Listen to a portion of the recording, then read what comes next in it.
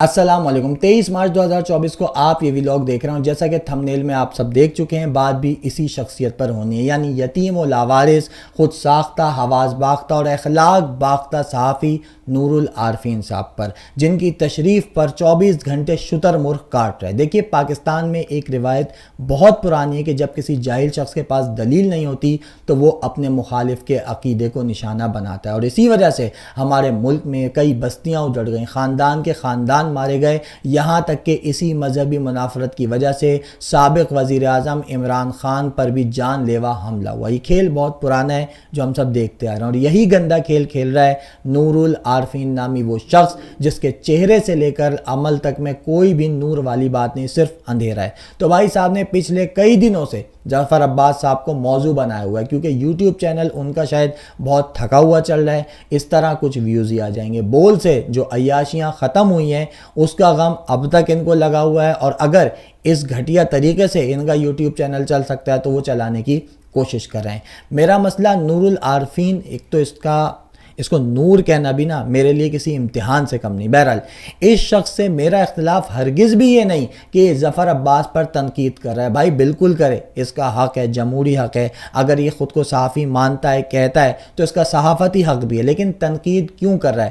90% یہ تنقید کیا اس لیے کر رہا ہے ظفر عباس پر کہ وہ کسی کرپشن میں پکڑا گیا ہے؟ کیا ظفر عباس کے خلاف اس کے پاس کوئی ثبوت ہیں؟ کیا ظفر عباس کے کسی بھی فلاحی کام میں 2 نمبری پکڑی گئی ہے؟ نہیں. اس لیے کیونکہ ظفر عباس جعفری ہے خود اس کے مطابق. یعنی یہ وہ دجال ہے، صحافتی دجال، جو شتر مرغ پر بیٹھ کر دجال کے آنے سے پہلے فرقہ واریت کے نام پر گند پھیلا رہا ہے. نور العارفین نے ظفر عباس کی ایک ویڈیو دکھائی جس میں اس نے جامع مسجد عمر فاروق کا نام لینے کے بجائے جامع مسجد کے ساتھ علاقے کا نام لیا، اس لیے کھلے عام اس پر لان تان کر رہے ہیں. بھائی دیکھو، یہ بات صدیوں سے پوری دنیا کو معلوم ہے کہ اہل تشیع مکتبہ فکر خلافت پر نہیں، امامت پر یقین رکھتا ہے، عقیدہ رکھتا ہے. یہ ایک علمی اور فکری بحث ہے جو چلتی چلی آ رہی ہے. اہل تشیع مکتبہ فکر کا یہاں علمی اختلاف ہے، تاریخی اختلاف ہے. اب اگر نور العارفین کوئی اتنا بڑا عالم ہے یا اس نے مذہبی معاملات پر بہت زیادہ دسترس حاصل کی ہوئی ہے تو پھر یہ اہل تشیع علماء کرام سے ان موضوعات پر بحث کرے جیسے اور دوسرا علماء کرام کر رہے ہیں. اکثر یہ بحث و مباحثہ ہوتا ہے اور قیامت تک ہوتا رہے گا. یا پھر یہ ظفر عباس کو بلاتا اور کہتا آپ کے اس عمل سے میری دل آزاری ہوئی ہے، آپ اس کی تلافی کریں، اور پھر وہ نہ کرتا یا اس کے جواب میں وہ کیا کہتا، وہ بات پھر بات کی بات دیکھی جائے گی. کیا اس نے ظفر عباس کو بلایا؟ کیا کال کی؟ کیا میسج کر کے کہا؟ یا ظفر عباس نے اس پر اپنا کوئی موقف دیا؟ اپنے کسی بھی ویلاگ میں اس نے اس بات کا کوئی تذکرہ نہیں کیا. لیکن ان اختلافات میں نیا کیا ہے؟ ان تمام علمی اور فکری اختلافات کے باوجود شیعہ، سنی، بلکہ ہر مکتبہ فکر کا جو لوگ ہیں وہ مل جل کر رہتے ہیں. ظفر عباس کے کتنے ہی ایسے پروگرام ہیں جہاں پر ہر مکتبہ فکر سے تعلق رکھنے والا عالم موجود ہوتا ہے، اور کوئی چھوٹا عالم نہیں بلکہ اپنے فرقے کا، اپنے مکتبہ فکر کا بڑا عالم. صرف ایک مثال کے طور پر دیوبند مکتبہ فکر کے مشہور و معروف عالم مرحوم مفتی نعیم صاحب کو سن لیں. بات ہے کہ وہ منظر دیکھ رہا ہوں تو زندگی کے اندر مجھے کبھی موقع نہیں ملا دیکھنے کا. جناب ظفر عباس صاحب کا نام تو میں نے سنا تھا. سب سے پہلے جنید جمشید، اللہ تعالیٰ ان کی مغفرت فرمائے، انہوں نے ان کا نام لیا تھا اور مجھے کہا تھا کہ ہم نے صفائی مہم شروع کی ہے اور ہم مدارس کے اندر بھی اور دوسری جگہ بھی صفائی مہم کرنا چاہتے ہیں. تو میں نے یہ کہا کہ یہ تو بہت اچھا کام ہے، لیکن آج آ کر دیکھا کہ ان کا یہ کام کہ اتنے لوگوں کو سحری اور افطاری کرانا، جو میں نے زندگی کے اندر اتنا مجمع کبھی نہیں دیکھا سحری اور افطاری میں.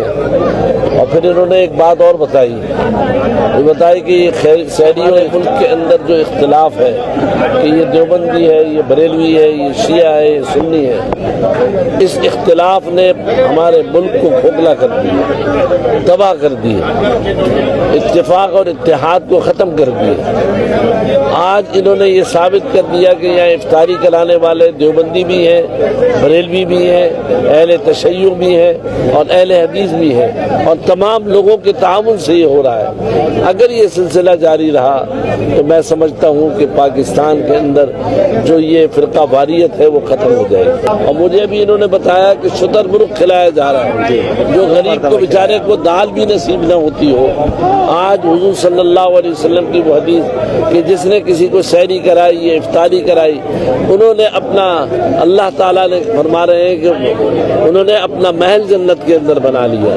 तो जिन लोगों ने भी ताउन किया है, एक तो ये गरीबों के साथ ताउन है, दूसरी बड़ी बात ये कि फिरका वारियत का खात्मा है। और अगर ये इस तरीके से हर जगह होता रहे तो मैं समझता हूँ कि हमारे मुल्क के अंदर जो फिरका वारियत की हवा है वो ख़त्म हो रही है और हो जाएगी। मुल्क दुश्मनों को ये सहरी बिल्कुल पसंद नहीं आएगी। ये कोई शिया आलिम नहीं कह रहा था, ये कोई जाफरी, रिजवी, नकवी या जैदी नहीं कह रहा था, बल्कि देवबंद मकतबा फ़िक्र का बड़ा आलिम कह रहा था। तो ऐ छोटे इंसान नूरुल आरफीन सिद्दीकी, अब सवाल सिर्फ इतना है कि क्या ज़फ़र अब्बास ने उस वीडियो में जिसका तुम हवाला दे रहे हो या कहीं किसी मकाम पर, किसी जगह पर कोई तौहीन की, अहले सुन्नत के नज़दीक जो मुक़द्दस हस्तियाँ हैं उनके खिलाफ कुछ बोला, कोई गुस्ताखी की, नफ़रत फैलाने की कोशिश की, शरारत की? कुछ नहीं किया, बल्कि उसने तो बग़ैर किसी का मसलक और मज़हब जाने मदद की। चाहे कोई सा भी बहरान हो, कोविड आया हो, जहाज़ क्रैश हुआ हो, कहीं आग लगी हो, ज़लज़ला हो, सैलाब या कोई हादसा हो, ज़फ़र अब्बास ने कभी भी किसी का शनाख्ती कार्ड या ये देख कर के उसके नाम के साथ उम्र फ़ारूक लगता है या रिजवी और जैदी लगता है मदद नहीं की। उसने सिर्फ इतना देखा कि यार ये ज़रूरतमंद है, इसकी मदद करो, इंसान है। तो किसी भी मकतबा फ़िक्र के इल्मी और फ़िक्री इख्तिलाफ़ की बुनियाद पर आप उसको काफिर करार देने की कोशिश करो, उसके खिलाफ भौंको, मजहबी मामलात पर बगैर किसी गिरफ्त के चंद व्यूज हासिल करने की खातिर नफरत फैलाओ। अगर इसके अमल से इख्तिलाफ है तो फिर आप उससे सवाल करो, उससे पूछो, आपके पास इल्म है तो इल्मी बहस करो, किसी नतीजे पर पहुंचने की कोशिश करो। और अगर नहीं हो सकता तो उस शख्स के अकायद, ईमान और मजहबी नजरिए का मामला अल्लाह पर छोड़ दो, क्योंकि ये सवाल इंसान से अल्लाह ने करना है क़यामत के रोज, किसी इंसान ने नहीं करना। हमारा यही तो मामला है कि अबू जहल की औलादें बात करती हैं दीन मोहम्मद सल्लल्लाहु अलैहि वसल्लम पर, बल्कि कुरान कहता है कि अल्लाह ताला की रस्सी मजबूती से थामे रखो और तफरका ना डालो। तो क्या कुरान नाजिल करने से पहले या बाद में नाउज़ु बिल्लाह अल्लाह ताला को मालूम नहीं था कि मुसलमानों में कितने फिरके हो जाएंगे, कितने ज्यादा इख्तिलाफात होंगे? मालूम था ना। तो फिर अल्लाह ताला ने उसके बावजूद कुरान में हुक्म दिया कि तफरका ना डालो, बस अल्लाह की रस्सी को मजबूती से थामे रखो। यानी कुरान में अल्लाह ताला हुक्म दे रहा है कि मुसलमानों कॉमन्स पर इकट्ठा हो जाओ। और कॉमन क्या है? अल्लाह ताला की वहदानियत पर ईमान, खत्म नबूवत सल्लल्लाहु अलैहि वसल्लम पर ईमान, कुरान पाक पर ईमान और तालीमात मोहम्मदी की पैरवी। इसके अलावा जितने इख्तिलाफात हैं वो इख्तिलाफात हैं, तारीखी हैं, मजहबी हैं, किताबी हैं, शख्सी हैं, इल्मी हैं, फिक्री हैं। 72 फिरके हैं, मालूम नहीं कौन सा सही है। क़यामत कर लो इंतजार का। क़यामत से पहले इस मुआशरे में फ़िरकावारियत के नाम पर क़यामत बर्पा ना करो भाई। और ये नूरुल आरफीन जो दीन मोहम्मद सल्लल्लाहु अलैहि वसल्लम, सहाबा कराम रज़ी अल्लाह ताला अन्हु और अहले बैत अलैहिस्सलाम का आशिक बना हुआ है पिछले 2-3 दिनों से, बेशक होगा, मुझे इसकी नीयत पर कोई शक नहीं, लेकिन इतना गला फाड़ फाड़ कर ये शख्स इस्लाम, शिया, सुन्नी, बरेलवी, अकीदा, रिजवी, जाफरी, सिद्दीकी के नाम पर जहालत फैला रहा है, ज़फ़र अब्बास के हुलिये अकीदे नाम पर तनकीद कर रहा है, तो फिर नूरुल आरफीन खुद एक बहुत ही हकीकी, सच्चा, परहेजगार, इबादत गुजार, खुश अखलाक, बातहजीब, मलनिसार और बेहतरीन शख्स होगा, जभी तो भाई फतवे दे रहा है। तो अब जरा इन भाई की ज़ात मुबारक पर भी थोड़ी सी रोशनी डाल लेते हैं। मैं खुद नूरुल आरफीन से 2 से 3 बार मिला हूं, क्योंकि मैं भी बोल में था उन दिनों, ये भी बोल में ही मरे हुए थे। इनकी टीम के कुछ लोगों से भी बड़ी अच्छी बात रही, क्योंकि हम साथी होते थे। तो पहले कुछ चीज़ें जो नूरुल आरफीन की टीम के ही लोगों से पता चली वो मैं आपके सामने रख देता हूँ। पहली खुसूसियत जो नूरुल आरफीन सिद्दीकी साहब की है वो ये कि मौसूफ शदीद गलियर हैं, इंतहाई गंदी और गलीज़ गालियाँ देते हैं और बड़े शौक से देते हैं। मैं खुद चशमदीद गवाह हूँ इस बात का। माँ, बहन, भाई, बाप, हाथी, सूअर, भाला, तीर, कमान, बस ये समझ लें कि जितने फ़ख्र से ये खुद को सिद्दीकी कहते हैं उससे ज़्यादा फ़ख्र से ये गालियाँ देते हैं। दूसरी खुसूसियत जो नूरुल आरफीन साहब की ज़ात गिरामी में मौजूद है वो अदम बर्दाश्त है।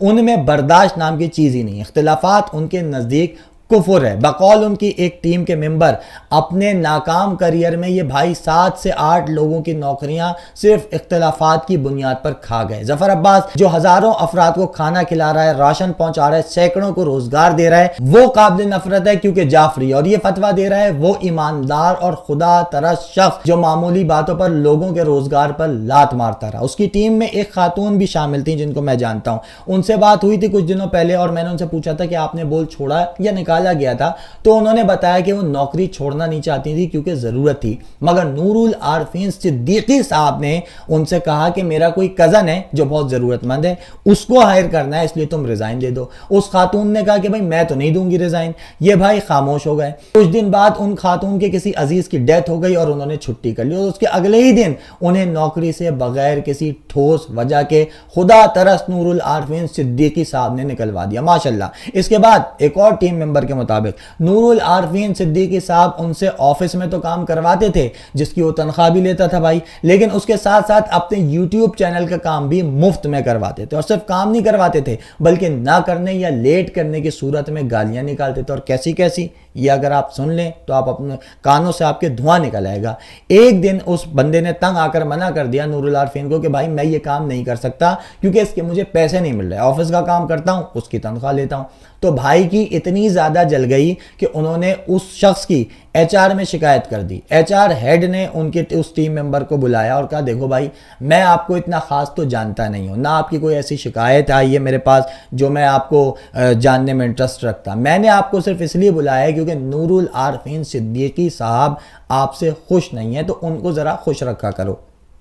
तो उस बेचारे ने बताया कि भाई मैं 8 घंटे ऑफिस में काम करता हूं, फिर घर पर ही मुझसे अपने यूट्यूब चैनल का काम फ्री में करवाते हैं जो मैं करना नहीं चाहता। खुदा तरस ईमानदार नूरुल आरफीन सिद्दीकी साहब जो लोगों को खाना खिलाने पर, शुतरमुर्ग खिलाने पर जफर अब्बास को लान तान कर रहे हैं, ये उनका कारनामा है, मुफ्त खोरे हैं भाई साहब। इसी तरह उनके बारे में ये कहा जाता है कि खवातीन के मामले में कुछ ज्यादा ठरकी नहीं है, मतलब बहुत आगे हदें क्रॉस नहीं की हुई, अलबत्ता आंखें ठंडी कर लेते हैं। इसी बात पर एक वाकया मुझे याद आ गया, ये बात बोल में भी बहुत मशहूर हुई थी कि जब इनकी टीम से खातून को निकाल दिया गया था तो नूरुल आरफीन सिद्दीकी साहब ने कहा कि यार कोई लड़की तो हायर करो, लेकिन लड़की का जो मेरिट उन्होंने बताया था मुबैना तौर पर वो मैं यहां नहीं बता सकता क्योंकि मेरा और आपका रोजा खराब हो जाएगा और ये गैर इखलाकी बात भी है। तो ये है वो नूरुल आरफीन बा किरदार, बा सलाहियत, खुदा तरस, ईमानदार और परहेजगारी का पैकर जो जफर अब्बास पर तनकीद कर रहे हैं सिर्फ इसलिए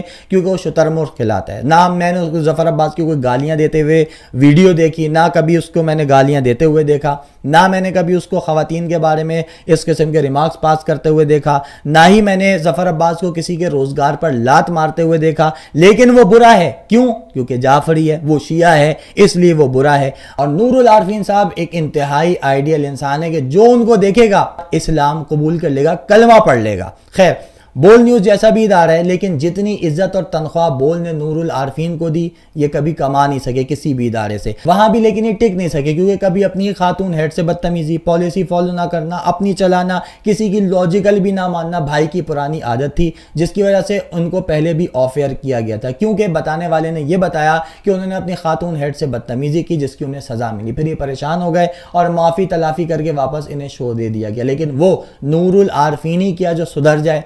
अपनी हट धर्मी की वजह से वो बोल से भी निकाले गए जैसे बकौल उनके एक टीम मेंबर हर इदारे से निकाले गए। अब पता नहीं ये दावा सच्चा है या झूठा, बहरहाल।